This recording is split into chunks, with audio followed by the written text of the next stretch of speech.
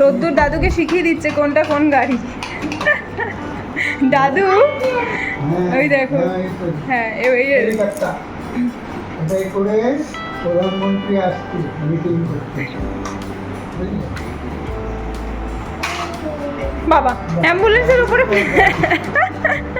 গাড়ির উপর গাড়ি। কি হলো, তুমি দাদুকে শেখাচ্ছ কোনটা কোন গাড়ি বলে দিচ্ছ নাকি?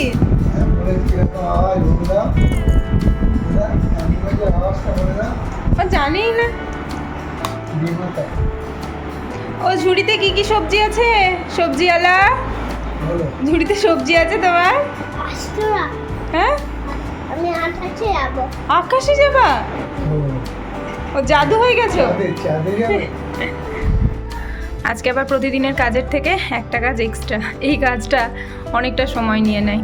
আবার সবজিপাতিগুলো ঠিকঠাকভাবে গুছিয়ে না রাখলে দেখা যাবে সপ্তাহ শেষে সবজিপাতি ঘরে আর নেই, অর্ধেক সবজি নষ্ট হয়ে গেছে।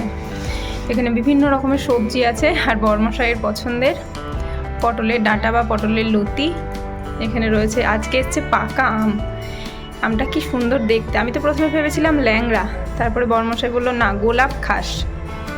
আম, লেবু, আবার এই দেখো শীতকালীন সবজিও রয়েছে ফুলকপি। এই ফুলকপিটা কতটা যে ভালো হবে সেটা নিয়ে সন্দেহ রয়েছে, তবে নিয়ে এসছে যখন কিছু তো রান্না করতে হবে। এখন এই কাজটা করব, তারপরে আমি রান্না বান্নাতে হাত দিতে পারবো।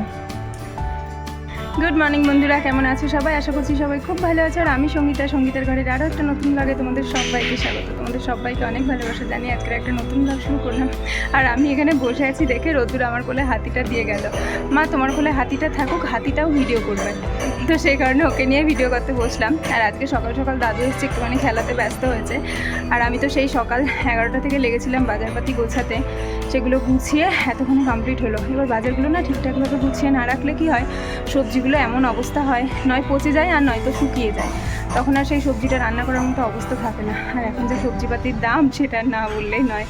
তো সেগুলো ঠিকঠাক করে গুছিয়ে রাখলাম। এখন রান্নাবান্নাও করবো। আর সকাল থেকে কিছু খাওয়া দাওয়া হয়নি, গলাটা শুকিয়ে আসছে। এবার খিদে যতক্ষণ না পাই ততক্ষণ তো কিছু খাই না, মানে এত বেশি কাজের চাপ থাকে, তার উপরে আবার খুব একটা সকালে আমার খেতে মন চায় না। তো দেখা যাক এখন একটু কিছু খাবার খেয়ে নেবো, তারপরে রোদ্দুরকে স্নান করানো থেকে শুরু করে সব কাজই তো পড়ে রয়েছে। তাছাড়া একটা এক্সট্রা কাজ বাজার গোছানোটাতে তো অনেকটা সময় লেগে গেল, রান্নাবান্নাটাও এখনও কমপ্লিট হয়নি। তো চলো তোমরা ব্লগটা দেখতে থাকো। আজকে ঠাম্মিদের মাছ হয়নি, তেতো দিয়ে ভাত দেবে, উচ্ছে আর ডাল দিয়ে। এই চলে আসো বাবা। দাদু চটি পড়বে, ওটা দাদুর চটি তো। দিয়ে দাও। শুধুমাত্র দুপুরের জন্য রান্নাটা করব, মাছ দিয়ে সবজি দিয়ে ঝোল। সবজির মধ্যে ঝিঙে আর পটল নিয়েছি। আর আজকে সবজিগুলো এত ভালো না, এত ফ্রেশ, কি বলবো। একটু টমেটো কেটেছি আর একটা আলু নিয়েছি। এই হচ্ছে মাছের ঝোলের সবজিপাতি। আর এখানে বেশ খানিকটা কাঁচা আম কেটে নিয়েছি। এই আমটা ফ্রিজের কোণে ছিল, তাই একটুখানি লালচে হয়ে গেছে। একটুখানি লবণ জলে ভিজিয়ে দিয়েছি, একেবারে 1 সপ্তাহ চাটনি করা থাকবে। রান্না শুরুর আগে নিজেও একটু কিছু খেয়ে নেবো। আর একটা এনার্জি ড্রিঙ্ক বানিয়ে নিয়েছি, এটাই আমার এখন প্রত্যেক দিনের সকালের খাবার। ছাতুর শরবত, ছাতুর গুড় আর লেবু আর লবণ। এই হচ্ছে ছাতুর শরবত। মাছটাতে এখনও হাত দিইনি, শরবতটা খেয়ে তবে মাছটা ধরবো।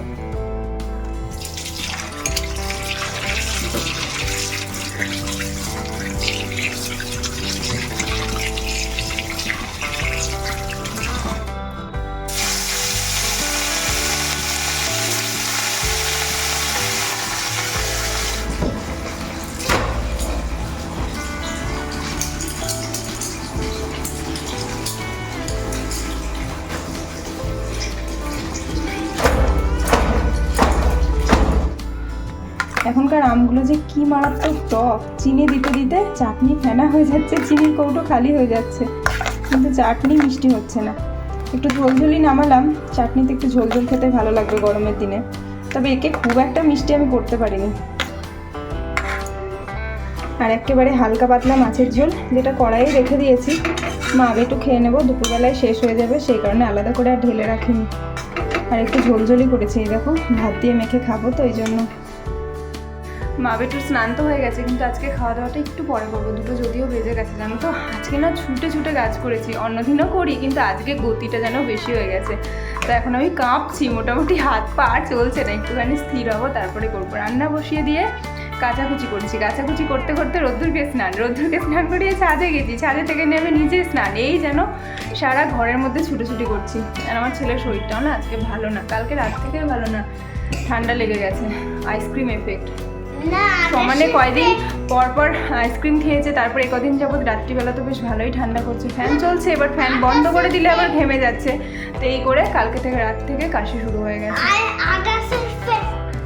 এখন একটুখানি পরেই খাওয়া দাওয়াটা করবো দুজনে মিলে, রান্নাবান্না তো হয়ে গেছে, আর রোদ্দুরকে খাওয়াতে খাওয়াতে তো অনেকটা সময় লাগবে, তাই ভাবছি একটুখানি রেস্ট নিয়ে নিই, তারপরে খাওয়া দাওয়া করবো। যত কাজ তো আমি স্নান করার আগেই সেরে নিই, স্নান টান করে শুধু খাওয়া দাওয়া থাকে, আর তারপরে রান্নাঘরে যেটুকু টুকটাক কাজ করবো, মানে ওই ওভেনটা মোছামুছি আর যেটুকু খাবার দাবার বাঁচে সেটুকু ঠিকঠাক করে রাখা। তো সেই কাজটা করার পরে রোদ্দুরকেও ঘুম পাড়িয়ে এখন ছাদ এলাম। এখন ওই 3:45 মতো বাজে, এখন যে একটুখানি শান্তি করে শোবো, এতগুলো জামা কাপড় আছে। বৃষ্টি হবে কি না হবে সেটা তো আকাশই জানে, কিন্তু আমি যদি এগুলোকে না নিয়ে যাই না, আমার ঘুমটা হবে না, সেই মাথার মধ্যে চিন্তা হবে, বারবার জানালার দিকে তাকাবো, তো এত চিন্তা নিয়ে তো আর ঘুম হয় না। এগুলো মোটামুটি সব শুকিয়ে গেছে, একটু হয়তো ভিজে থাকবে, যেহেতু অনেকটা দেরি করে কাঁচা হয়েছে। আর তাছাড়াও আজকে রোদ্দুরটাও খুব একটা ভালো তো হচ্ছে না, মাঝে মধ্যে চলে যাচ্ছে, তো সেই কারণে সব জামাকাপড় দিয়ে নিয়ে যাবো, ওই স্ট্যান্ডেই দিয়ে দেবো, কেননা সন্ধ্যা থেকে তো আবার ফ্যান চলবে, শুকিয়ে যাবে। আর এগুলো যদি না নিয়ে যায় তাহলে শুয়ে থাকবো, ঘুম আর হবে না। আর আমার এই ছেলের অবস্থা দেখো, কি যে ক্লান্তি ওনার, সারাদিন শুয়ে থাকা, দেখো কেমন ঝুলছে, দেখো যদি পড়ে যায় কি হবে। হ্যাঁ, আর হাসি, সব সময় ওনাকে শুয়ে থাকতে হবে, সে খেলা করছেও শুয়ে শুয়ে, খাচ্ছেও দেখি শুয়ে শুয়ে, তাই না বাবা? এত শোয়া পায় কেন তোর? হ্যাঁ, কি পায়? ঘুম পায়, তার টিভিটা অফ করে দিই,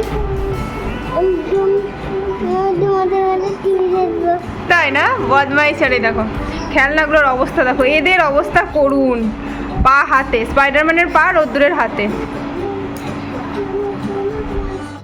সেই কখন থেকে মনটা চা চা করছে, ফাইনালি 7:30টার সময় চা করে নিয়ে এলাম। এইমাত্র বর্মশাই ফিরলোই, 10 মিনিট হলো, তারপরে ও ফ্রেশ হলো, ওকেও 1 কাপ চা করে দিলাম, আমিও নিজের জন্য একটু চা করে নিয়ে এলাম, আর দুধ চা, ওর জন্য লিকার চা, আমার জন্য দুধ চা। আজকে সন্ধ্যাবেলা চাটা খেয়ে আর একটু বসিনি, সোজা রান্নাঘরে চলে এসেছিলাম। আটাটা অনেকক্ষণ আগেই মেখে গেছিলাম, এই দেখো কি সুন্দর নরম হয়ে গেছে। আজকে ভাবছি কয়েকটা পরোটা বানাবো। আজকে আমরা পিকনিক করতে বসেছি, সবাই একসাথে খাবো, সেই কারণে সব খাবার দাবার থালা বাটি নিয়ে চলে এসেছি। এবছরের প্রথম পাকা গোলাপ খাস, দুপুরবেলা খাওয়া হয়নি, সেটা এখন কাটলাম, সবাই একটু একটু খাবো। আর সাথে রয়েছে গরম গরম পরোটা, একটা মিষ্টি কুমড়ো আলু পটলের তরকারি, আর এখানে রয়েছে পায়েস।